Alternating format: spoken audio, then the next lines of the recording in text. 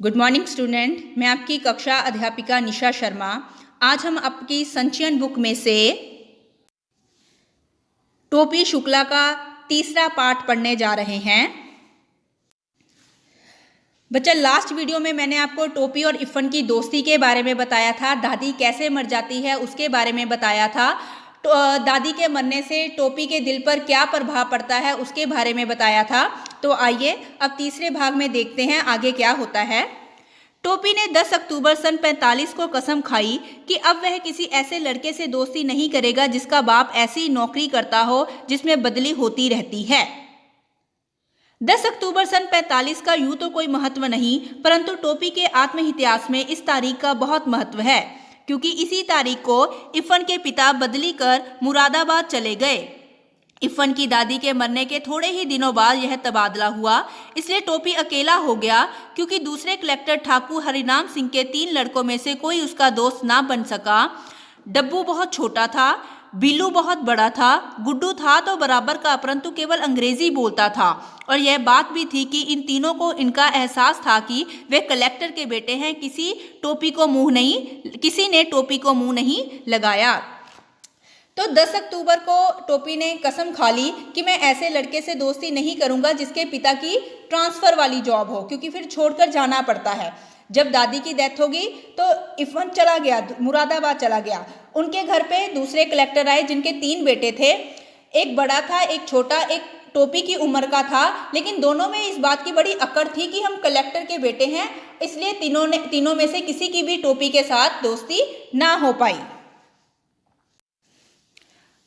माली और चपड़ासी टोपी को पहचानते थे, इसलिए वह बंगले में चला गया। बिल्लू, गुड्डू और डब्बू उस समय क्रिकेट खेल रहे थे। डब्बू ने हिट किया, गेंद सीधी टोपी के मुंह पर आई। उसने घबराकर हाथ उठाया, गेंद उसके हाथों में आ गई। House that? Head Mali umpire था, उसने अंगुली उठा दी। वह बेचारा केवल यह समझ सका कि वह हाउस दैट का शोर हो तो उसे उंगली उठा देनी चाहिए। Who are you? डब्बू ने सवाल किया। बलभद्र नारायण, टोपी ने जवाब दिया। हु इज और फादर? यह सवाल गुड्डू ने किया। तो हालांकि वो तीनों टोपी के दोस्त नहीं बन पाए थे, लेकिन फिर से टोपी ने एक प्रयास किया। वो जहाँ रहते थे वो उनके घर पे चला गया। तीनों भाई क्रिकेट खेल रहे थे।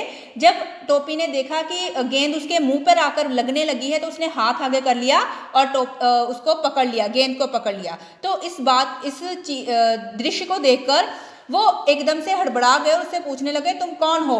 ठीक है। भृगु नारायण, ए बिल्लू ने अंपायर को आवाज दी। ई भृगु नारायण कौन है? Any of our experience? नौनी साहब, अंपायर ने कहा। शहर के मशहूर दागदर है। You mean doctor? डब्बू ने सवाल किया। Yes sir. हेड माली को इतनी अंग्रेजी आ गई थी। But he look so clumsy, Billu बोला। ए टोपी अकड़ गया। तनी जबरियन संभाल के बोलो, एक लपड़ में नाचे लग्यू। ओह यू, बिल्लू ने हाथ चला दिया। टोपी लुढ़क गया। फिर वह गालियां बकता हुआ उठा, परंतु हेड माली बीच में आ गया और डब्बू ने अपने अल्सेशियन को शुष्कार दिया। पेट में 7 सुइयां बुकी तो टोपी के होश ठिकाने आए और फिर उसने कलेक्टर साहब के बंगले का रुख नहीं किया। क्या होता है, दोनों में बहस हो जाती है। तो जो कलेक्टर साहब का बेटा होता है वो टोपी पर मार देता है टोपी को। टोपी के 7 इंजेक्शन लगते हैं और उसके बाद उसने कभी भी कलेक्टर के घर का दरवाजा नहीं खटखटाया। परंतु प्रश्न यह खड़ा हो गया कि फिर आखिर वह करे क्या। घर में रहकर देकर बूढ़ी नौकरानी सीता थी जो उसका दुख दर्द समझती थी, तो वह उसी के पल्लू में चला गया और सीता की छाया में जाने के बाद उसकी आत्मा भी छोटी हो गई। सीता को घर के सभी छोटे बड़े डांट लिया करते थे, टोपी को भी घर के सभी छोटे बड़े डांट लिया करते थे, इसलिए दोनों एक दूसरे से प्यार करने लगे। अब वो कहाँ जाता बच्चा? तो क्या करा था, उसके घर में जो नौकरानी थी सीता, उसके साथ वो घुल मिल गया था। सीता को भी सब डांट लेते थे, टोपी को भी सब डांट लेते थे, लेकिन दोनों आपस में माँ बेटे की तरह रहते थे और आपस में प्यार करते थे। टेक मत किया करो बाबू। एक रात जब मुन्नी बाबू और भैरव का दाज करने पर वह बहुत पीटा तो सीता ने उसे अपनी कोठरी में ले जाकर समझाना शुरू किया। बात यह हुई कि जाड़ों के दिन थे, सर्दियों के दिन थे। मुन्नी बाबू के लिए कोट का नया कपड़ा आया। भैरव के लिए भी नया कोट बना। टोपी को मुन्नी बाबू का कोट मिला। कोट बिल्कुल नया था। मुन्नी बाबू को पसंद नहीं आया था, फिर भी बना तो था उन्हीं के लिए, था तो उतरन। टोपी ने यह कोट उसी वक्त दूसरी नौकरानी केतकी के बेटे को दे दिया। वह खुश हो गया। नौकरानी के बच्चे को दी गई जाने वाली चीज़ वापस तो ली नहीं जा सकती, इसलिए तय हो कि टोपी जाड़ा खाए। हम जाड़ा ओड़ा ना खाएंगे, बात खाएंगे, टोपी ने कहा। तुम जूते खाओगे, सुभद्रा देवी बोली। आपको इहू ना मालूम कि जूता खाया ना जात, पहना जात है। दादी से बदतमीजी करते हो, मुन्नी बाबू ने बिगड़ कर कहा। ताका हम इनकी पूजा करें, फिर क्या था। दादी ने आसमान सिर पर उठा लिया। तो क्या था बच्चा, सर्दियों के दिन आए। मुन्नी के लिए और उसके भाई के लिए कोट बना। मुन्नी का भाई मुन्नी का कोट टोपी को दे दिया गया, जो बात उसको पसंद नहीं आई। उसने उसी वक्त वो कोट नौकरानी के बेटे को दे दिया। तो सुभद्रा देवी ने क्या कहा कि इस बार तेरे को ठंडी सहनी पड़ेगी। वो कहता हम क्यों ठंड सहें। तो फिर सुभद्रा देवी ने बोला कि तेरे को जूते पड़ेंगे। उसने पलटकर जवाब दिया, जूते तो पहने जाते हैं, खाने नहीं जाते। तो मुन्नी बाबू ने कहा तो इनकी ऐसे क्यों इनके सामने बोल रहा है। तो उसने पलटकर जवाब दिया, तो क्या इनकी मैं पूजा करूं।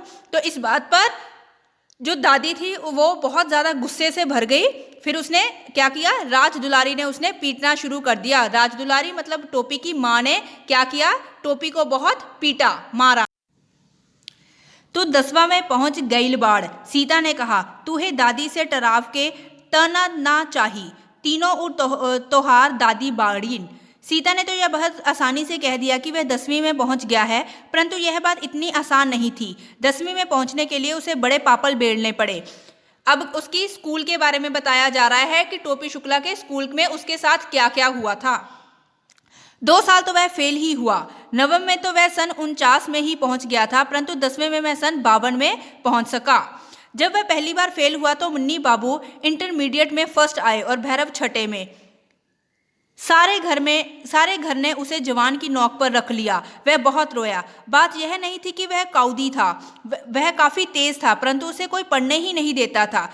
जब वह पढ़ने बैठता, मुन्नी बाबू को कोई काम निकल आता या राम दुलारी को कोई ऐसी चीज़ मंगवानी पड़ती जो नौकरों से नहीं मंगवाई जा सकती थी। यह सब कुछ ना होता तो पता चलता कि भैरव ने उनकी कॉपियों के हवाई जहाज उड़ा डाले हैं।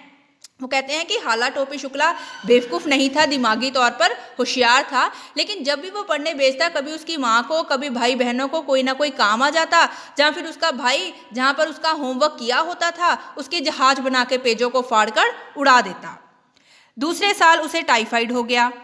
तीसरे साल वह 3rd डिवीज़न में पास हो गया। यह 3rd डिवीज़न कलंक के टीके की तरह उसके माथे से चिपक गया, परंतु हमें उसकी मुश्किलों को भी ध्यान में रखना चाहिए। सन 49 में वह अपने साथियों के साथ था, वह फेल हो गया। साथी आगे निकल गए, वह वहीं रह गया। सन 50 में उसे उसी दर्जे में उन लड़कों के साथ बैठना पड़ा जो पिछले साल 8वीं में थे।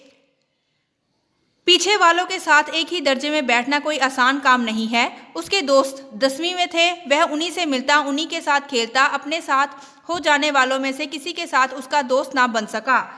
वह जब भी क्लास में बैठता उसे अपना बैठना अजीब लगता। उस पर सितम यह हुआ कि कमज़ोर लड़कों को मास्टर जी समझाते तो उसकी मिसाल देते। जैसे वो 2 सालों से फेल हो रहा था, तब जब मास्टर जी बच्चों को कुछ समझाते तो क्या कहते, टोपी की तरह मत होना। वो उसकी मिसाल देते थे उसका नाम लेकर। क्या मतलब है, साम अवतार बलभद्र की तरह इसी दर्जे में टिके रहना चाहते हो क्या। यह सुनकर सारा दर्जा हंस पड़ता। हंसने वाले वे होते जो पिछले साल 8वीं में थे। वह किसी न किसी तरह इस साल तो झेल गया, परंतु जब सन 51 में भी उसी दर्जे में बैठना पड़ता वह बिल्कुल गिल्ली मिट्टी का मादो हो गया, क्योंकि अब तो 10वें में भी कोई उसका दोस्त नहीं रह गया था। 8वें वाले 10वीं में थे, 7वें वाले उसके साथ। उसके बीच वह अच्छा खासा बूढ़ा दिखाई देता था। वह अपने बुरे परे परिवार घर की ही तरह अपने स्कूल में भी अकेला हो गया था। मास्टर ने उसका नोटिस लेना बिल्कुल ही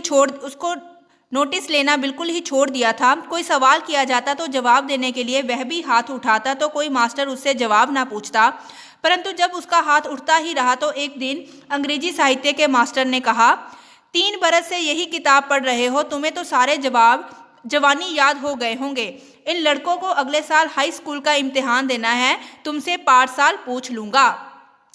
तो क्या हुआ, जब वो आगे फेल हो जाता तो उसी क्लास के बच्चे आगे चले जाते, फिर से ऐसे हुआ, वो फेल हो गया, उसी क्लास के बच्चे आगे चले गए।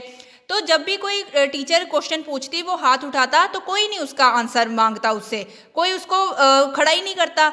तो एक दिन क्या हुआ, अंग्रेजी के साहित्य के मास्टर ने कहा कि तेरे को तो फेल होते हुए 2 साल हो गए, अब तो तुझे रट गए होंगे ये सारे सवाल। तो इस बात को सुनकर क्या होता है, टोपी इतना शर्माया कि उसके काले रंग पर लाली दौड़ गई, और जब तमाम बच्चे खिलखिलाकर हंस पड़े तो वह बिल्कुल मर गया। जब वह पहली बार नवम में आया था तो वह इन्हीं बच्चों की तरह बिल्कुल बच्चा था। फिर उसी दिन अब्दुल वहीद ने रिसेस में वह तीर मारा कि टोपी बिल्कुल बिलबिला उठा। वहीद क्लास का सबसे तेज लड़का था, मॉनिटर भी था, और सबसे बड़ी बात यह थी कि वह लाल तेल वाले डॉक्टर शरफुद्दीन का बेटा था। उसने कहा, बलभद्र, अबे तो हम लोगन में का गुस्सा है, ऐत बालन से दोस्ती कर, हम लोग तो निकल जाएंगे, बाकी तुहे तो उन्हीं सबन के साथ रहे को हुए। उसने क्या बोला कि तू हमारे लोगों के साथ दोस्ती क्यों करता है, हम लोग तो आगे निकल जाएंगे, तुम्हें तो पिछले वाले बच्चों के साथ दोस्ती करनी चाहिए, क्योंकि अभी उन बच्चों ने तेरे साथ आकर आगे पढ़ना है। यह बात टोपी के दिल के आर पार हो गई और उसने कसम खाई कि टाइफाइड हो या टाइफाइड का बाप, उसे पास होना है। परंतु बीच में चुनाव आ गए। डॉक्टर भृगु नारायण नीले तेल वाले खड़े हो गए। अब जिस घर में कोई चुनाव के लिए खड़ा हो गया हो, उसमें कोई पढ़ लिख कैसे सकता है। अब तो वह डॉक्टर साहब की जमानत जब्त हो गई। तब घर में जरा सन्नाटा हुआ। टोपी ने सोचा कि इम्तिहान सिर पर खड़ा है, वह पढ़ाई में जुट गया। परंतु ऐसे वातावरण में क्या कोई पढ़ सकता है, इसका उसके पास हो जाना बहुत मुश्किल था। इसलिए उसका पास ही हो जाना बहुत था। वह दादी बोली, भगवान नजरें बंद से बचाए, रफ्तार अच्छी है, तीसरे बरस तीसरे दर्जे में पास तो हो जाए। पास तो हो गए। अब क्या था, उसने सोचा कि चाहे टाइफाइड हो या कुछ भी हो, मैं पास होकर ही रहूँगा। लेकिन उसी वक्त क्या हुआ, उसके घर में उसके यहाँ चुनाव आ गए और उसके पिताजी खड़े हो गए। हालांकि चुनाव वाले घर में जहाँ पर कोई इंसान खड़ा हो, पास होना, पढ़ना बहुत मुश्किल है, लेकिन फिर भी इस माहौल में भी वह पढ़ता रहा। और उस वक्त दादी ने क्या बोला कि अब कुछ भी हो जाए, टोपी पास होकर ही रहेगा। धन्यवाद।